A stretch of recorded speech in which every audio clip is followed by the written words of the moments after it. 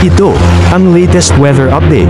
Alamin ang pinakasariwang ulat panahon ngayon dito sa Information TV Educational Channel. So kanina pong 2 PM, tuluyan na po itong lumabas ng ating Philippine Area of Responsibility. Pero kahit nasa labas na po ito ng ating Philippine Area of Responsibility, kung makikita po natin dito sa satellite imagery po natin, yung kanyang rain bands ay minatatamaan pa rin po na parte ng ating Pilipinas. Kaya meron pa rin po tayong Tropical Cyclone Bulletin at mamaya po, ilalabas din po natin yung under tropical cyclone wind signal number 1. Ito pong severe tropical storm Christine ay huling namataan sa layong 410 kilometers west of Sinait, Ilocos Sur. Ito yung may taglay na lakas na hangin na 95 kilometers per hour malapit sa sentro at pagbugso na 115 kilometer per hour.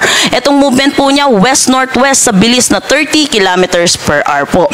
So nakikita din po natin, meron po tayong tinatawag nating southwesterly wind flow. Kaya nakikita po natin dito sa ating Visayas at Mindanao, may mga kaulapan po tayong nakikita dito sa satellite imagery. Ito rin po ay magdadala rin po ng maulap na papawirin na may mga kalat-kalat na pag-ulan, particularly po dito sa atin sa Visayas at Mindanao. Update naman din po tayo dito sa binabantayan po natin bagyo dito sa labas ng ating PAR. Ito po ay isang ganap na tropical storm at meron ng international name na Kongray galing po sa Cambodia. Ito'y huling namataan po sa layong 2,380 kilometers east ng southeastern Luzon. May taglay na lakas na hangin na 65 kilometers per hour malapit sa sentro at gustiness po na umaabot ng 80 kilometers per hour.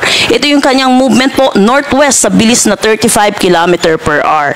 E sa nakikita po natin, possible po pumasok ito ng ating Philippine Area of Responsibility by weekend at ito po yung papangalanan po nating Leon. Update naman po tayo sa magiging track po neto ni Christine. As nakikita po natin, 2 PM po, lumabas na po siya ng ating Philippine Area of Responsibility.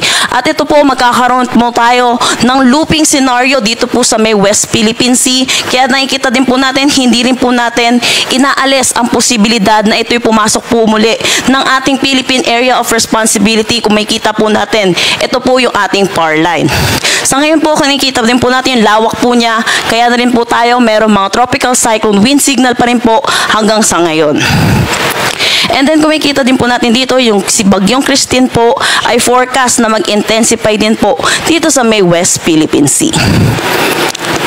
So dahil po dito pa rin po kay Christine, meron pa rin tayong tropical cyclone wind signal number 1 dito sa Ilocos Norte, Ilocos Sur, La Union, Pangasinan, Apayao, Kalinga, Abra, Mountain Province, Ifugao, Benguet, Cagayan kasama na ang Babuyan Islands, Isabela, Quirino, Nueva Vizcaya at Nueva Ecija. Signal number 1 din po dito sa may Tarlac, Zambales, Bataan, Pampanga, Bulacan, Metro Manila, northern portion ng Rizal at northern portion ng Cavite.